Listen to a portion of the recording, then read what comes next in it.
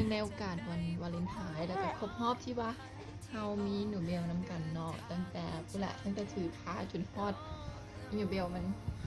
เกิดมาโตซ้ำนี่น่านิวตัวชมนี่เลยชมนี่เลยจิ๊กตอนนี้หนูเบลก็ได้4 เดือนครึ่งแล้วเนาะก็ขอบใจเนาะที่ว่าป้าเข้ามาในชีวิตของมามีเนาะเข้ามาเต็มแต่ก็ให้นางฟ้าตัวน้อยๆกับมามีเข้าใจยี่หลีเนาะหลายเทื่อที่ว่ามีอาจให้แต่ว่าก็ให้ย้อนความหักใดบ่ได้ให้ย้อนแบบว่าสังหรืออีหยังเลยให้ย้อนหักล้วนๆที่จมที่เว้าหลายกลายเป็นแบบว่ามีลูกแล้วกลายเป็นผู้เฒ่าไปในสายตาของป้าก็ย้อนว่ามันมีหักแล้วก็ห่วงเพราะว่าถ้าสมมติป้าเป็นอีหยังไปเนาะแล้วมันมีซิอยู่กับไผ่หนูเบลซิอยู่กับไผ่เว้าแล้วก็เศร้า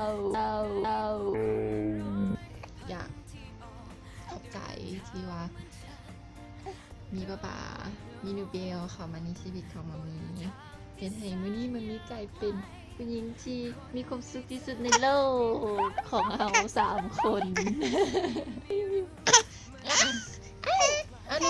เบลบอกให้ป้าหนูเบลบอกให้ป้าอันนี้หนูเบลจุ๊บป้าให้ป้าหอมแก้มป้าไอ้น่ะไป